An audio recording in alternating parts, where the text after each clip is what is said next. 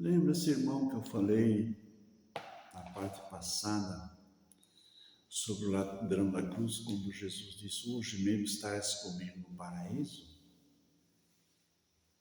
E aqui vem um ponto meio polêmico, mas não tem problema não. Quando nós partimos da eternidade, assim como Estevão falou, Pai, nas tuas mãos entrego meu espírito, e adormeceu. Se há tempo, nós entregamos a Deus o nosso espírito e a nossa alma. Eu vou falar da tricotomia do homem, que é corpo, alma e espírito, que é outra aula também, é outra doutrina.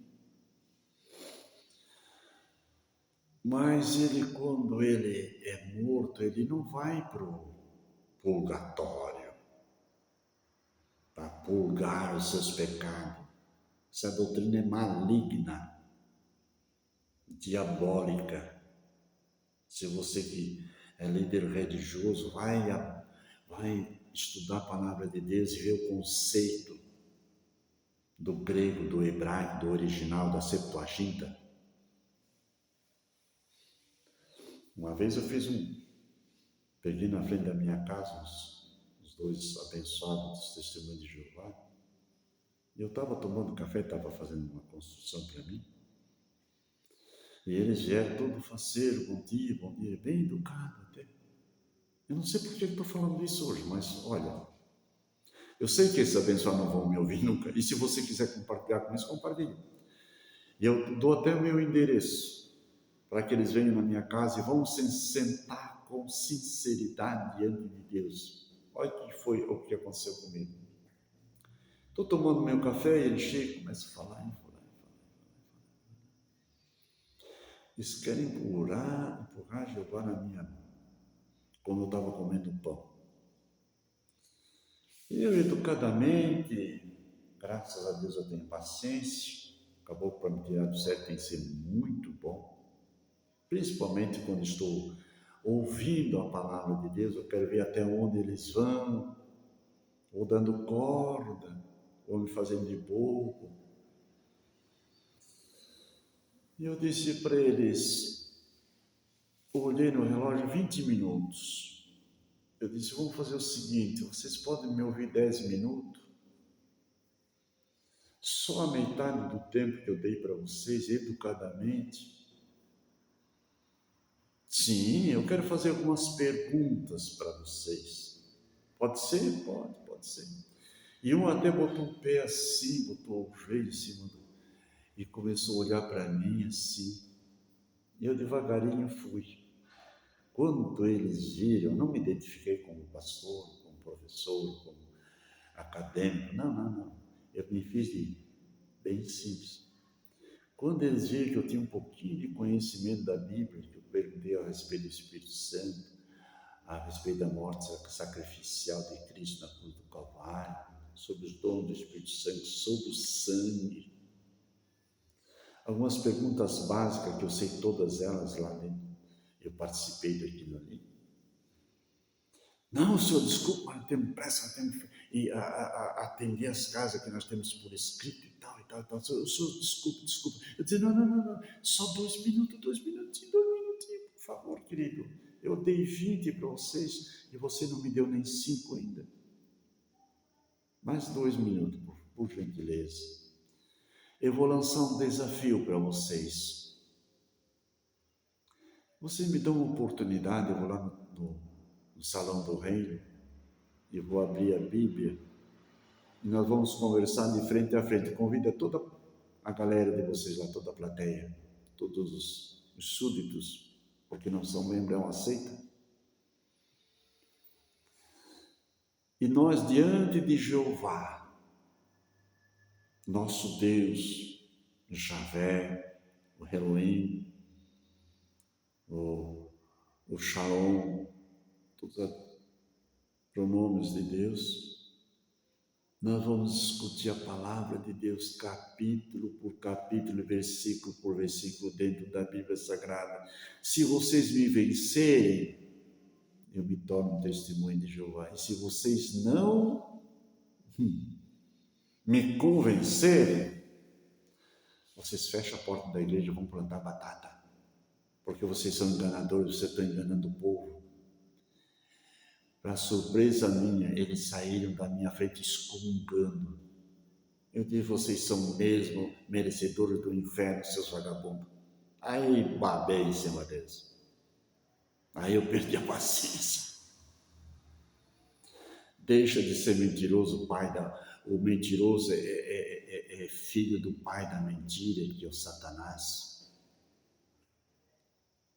Na minha casa, eles passavam, quando eles vinham de longe, que eles me viam, eles iam lá para outra quadra, nunca mais passaram na frente da minha casa.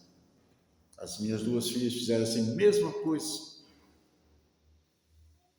Há muitos anos, em Rio do Oeste, eu preparei as minhas duas filhas, a Ângela e a Melissa. Só expliquei a verdade. Um dia chegaram duas senhoras na frente da nossa casa, as duas meninas educadamente receberam elas. E quando eu cheguei em casa, eles disseram, pai, vamos contar um negócio. E nós começamos a falar assim, e elas vão se mandar. Toda contentinha. Certa mancha, né? E a Melissa vai se lembrar disso aí. Aí que doença. Meninazinhas. Que Deus nos ajude, irmãos. Que Deus nos ajude. Nós vamos para a terceira palavra da cruz. Mas eu começo a conversar, esqueço o tempo, minha velha fica brava, que uma chacofidrica. Vamos ler a terceira palavra da cruz. Vamos continuar aqui, eu tinha parado no capítulo, estou estudando o capítulo 23 de Lucas, e estou no capítulo 44 agora. O livro de Lucas, capítulo 23, o versículo 44, seu José. E era quase a hora sexta, e houve trevas em toda a terra, até a hora nona. Escureceu-se o sol e rasgou-se ao meio o véu do templo. E clamando Jesus com grande voz, disse, Pai, nas tuas mãos entrego o meu espírito. E havendo isso, expirou. Eu não vou falar sobre o rasgado do véu, mas é importante, já que nós estamos chegando aqui, não é a terceira palavra de Jesus, ou a quarta, eu esqueci, mas é a quarta, no Calvário, na cruz. Mas, podia deixar para depois, eu vou falar agora, já que eu levantei a lebre. Quando aqui diz que ele expirou, ou melhor, vamos voltar para o versículo. E clamando a Deus, e clamando Jesus com grande voz, disse, Pai, nas tuas mãos entrego o meu espírito. Não. O versículo 45. Escurecendo-se o sol, rasgou-se ao meio, escurecendo o sol, ponto e vírgula, e rasgou-se ao meio o véu do templo. Quando ele disse, onde ele expirou, está consumado, rasgou-se ao meio o véu do templo. O que significa isso, irmão José? Já que nós estamos falando na sexta-feira, na Semana Santa, e você vai ouvir muitas e muitas vezes essa expressão, em todas as denominações cristãs aqui do nosso país, todas elas você vai ouvir essa expressão, e rasgou-se o véu do templo de alto a baixo. Para entrar no Santo dos Santos, só podia entrar o sacerdote uma vez por ano, porque tinha o templo de Jerusalém, tinha um pátio exterior, o pátio interior, e tinha outro parte, que era o Santo dos Santos, onde ficava a Arca do Concerto, e o sacerdote se apresentava diante de Deus uma vez por ano. Antes, porém, ele tinha que oferecer sacrifício e botar suas vestes sacerdotais. Meu Deus, tanta coisa aqui. Não queria falar, mas vou falar. E vestia suas vestes sacerdotais e antes das vestes tinha assim aquelas estilinho, aquela coisa que batia assim. Esqueci o nome aqui. E ele se mexia lá, aquilo fazia blém, sininho lá. Esqueci o nome. Para mostrar que ele estava vivo, porque ali ele oferecia sacrifício por si mesmo, pela sua família e todo o povo de Israel. E se ele não estivesse bem diante de Deus, sabe o que acontecia? A glória de Deus que estava falando entre os querubins, como que um raio de uma solda bem, e o povo lá fora via aqueles luzes de todas as cores assim, que saía das frestas. Eles viram que Deus estava falando com o sacerdote, e se ele não tivesse bem diante de Deus, aquele jato como se fosse uma solda, e o sacerdote era fulminado, e ninguém podia entrar na presença de Deus. E agora os que estavam lá fora, os anciãos, iam puxando aquele cadáver, porque entrava com uma corda amarrada na cintura, aquele cadáver catingando, queimado e puxando. Assim aconteceu com Uzá, no Antigo Testamento, quando Davi foi buscar a arca, que estava na casa de um certo cidadão lá, um nome meio difícil que eu esqueci agora. Sabe o que eles fizeram? Eu não vou contar toda a história, não, só essa parte. Pegaram a arca, colocaram em cima de um carro de boi. Não foi Davi, foi Josué. Pegaram a arca, colocaram em cima de um carro de boi. E o carro de boi ia puxando, porque aquilo era pesado. Era de ouro maciço, 1,20 m de comprimento, 1 m de largura, 80, 90 por aí. E 10 centímetros de grossura, de ouro puro. Fora os querubins que estavam por cima. De 1,20 m, eu creio que cada querubim dá uns 60 centímetros, mais ou menos, todo de ouro maciço. E no meio da arca estava a arca, os 10 mandamentos, a vara de Arão e o maná. Isso é só uma missão que não acaba nunca. Mas quando vem na minha caixa logo, eu tenho que, para você explicar para vocês, para conhecer o contexto da palavra. Então o sacerdote entrava ali, era fulminado, e existia um véu, tecido, grosso, que ninguém podia passar ali, não se ouvia nem o som da voz, totalmente entrelaçado, um tecido especial, a cortina. Mas quando Jesus deu o brado, está consumado, o véu do templo rasgou-se de alto a baixo. O que significa isso? Eu podia fazer um estudo só sobre a palavra está consumada. É tão abrangente, meu Deus. Quando o véu do templo se abre de alto a baixo, isso está dizendo que a salvação agora não é somente para os judeus. Existe uma contenda entre os judeus que só eles. Mas não podemos desprezar os judeus, porque entre os judeus existem judeus cristãos convertidos, que chama-se os judeus messiânicos. Isso é no estudo do Apocalipse. Ele disse que está consumado e o véu do templo se rasgou-se. Isso quer dizer que deu entrada para nós, os gentios. Se não me foge a mente, capítulo 10, versículo 18 de Hebreus, diz que tendo, pois, irmãos, a ousadia para entrar nos santos dos santos pelo novo e vivo caminho que ele nos consagrou, isso é pelo véu, pela sua carne. E temos diante de Deus um grande sacerdote que intercede por nós pelas nossas fraquezas. E chegamos a ele com toda a certeza e também com todo arrependimento, sabendo que é ele que fez a redenção e o perdão dos nossos pecados. Então ele está consumado. Então, ou melhor, quando ele está consumado, as tuas mãos entregam no Espírito, rasgou-se os véus do templo.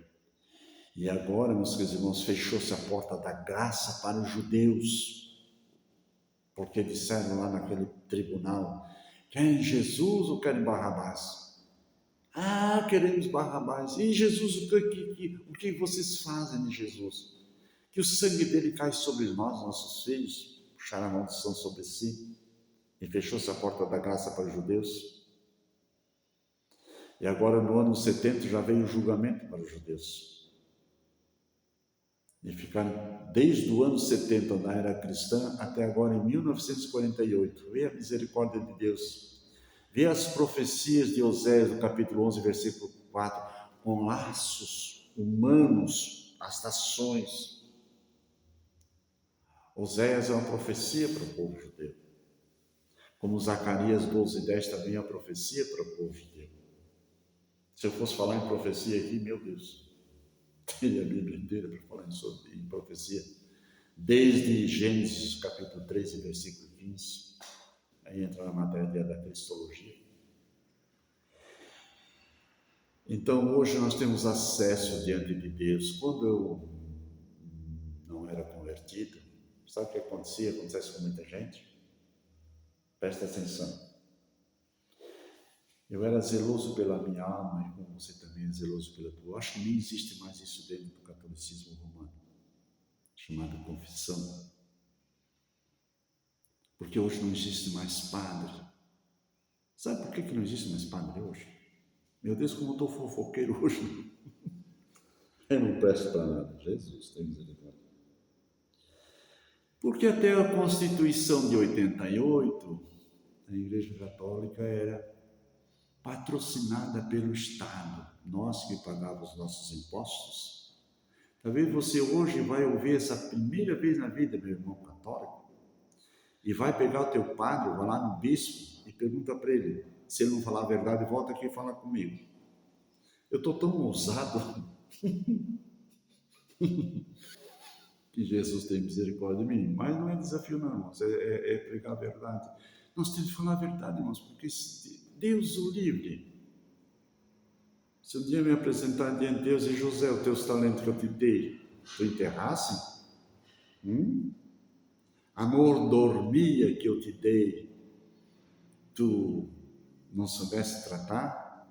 A dispensa que eu te dei, um bom dispenseiro, da multiforme graça de Deus, o que fizesse?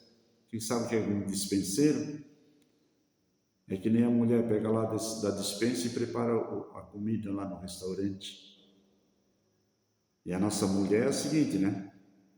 Quando falta comida no guarda-comida ali, ela diz: um marido, o que vamos comer hoje? Tu que sabe, né? Tu que faz. Mas não tem nada para comer. Os ratos já não conseguem subir o muro do vizinho, tão magrinho que tem. Então eu estou entregando aquilo que Deus colocou na minha dispensa para te abrir o teu olho. Não seja que nem piolho, que anda só na cabeça dos outros. Procura conhecer a verdade. Jesus disse: conhecereis a verdade vos libertará. Até a Constituição de 88, o Brasil, os padres brasileiros eram pagos pelo Estado. E aí vivia seminário. Quanto mais seminário fizesse, melhor. E quanto mais para paraíso de freiras, melhor. Na Constituição de 88, o Brasil se tornou-se um país laico.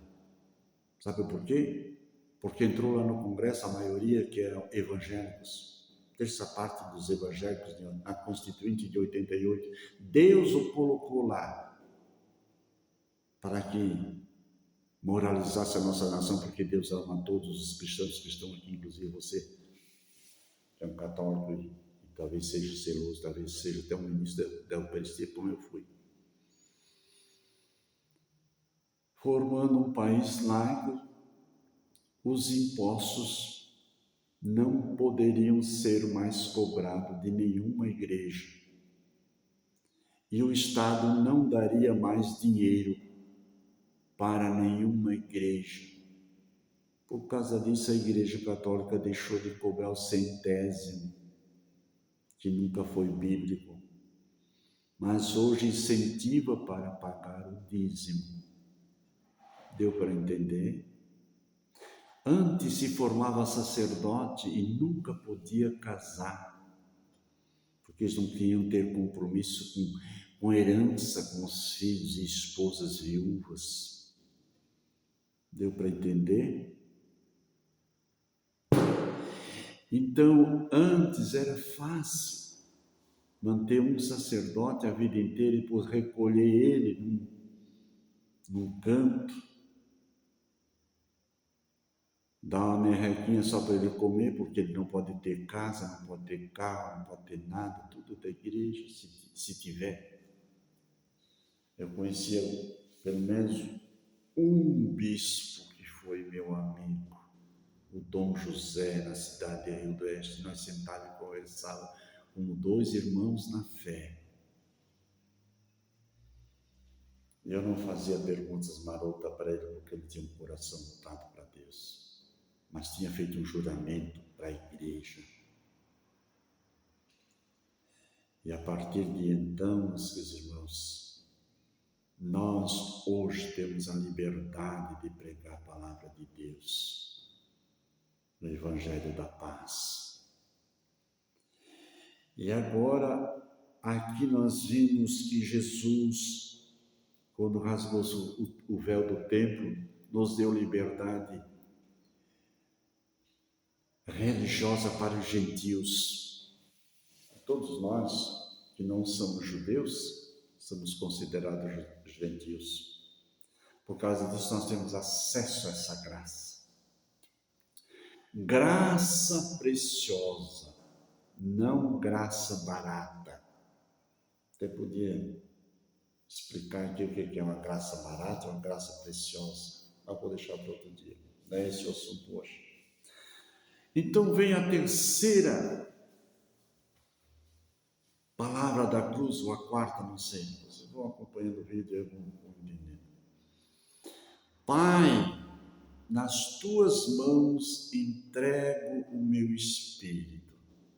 Isso está falando de entrega, pai, família. Não vou falar sobre a Trindade também agora, porque os testemunhos de Jeová não creem na Trindade, só no Jeová. Não que a palavra de Deus não seja Jeová, entende? Mas eles são unicistas. E ai dos unicistas que nega o sacrifício vigário de Cristo na cruz e a atividade do Espírito Santo nos corações das pessoas. Já vou parar mais uma vez, porque as horas passam rapidamente, mais de 3 minutos, Jesus, 16 segundos. E vou falar sobre essa quarta parte, nas tuas mãos entrego o meu Espírito.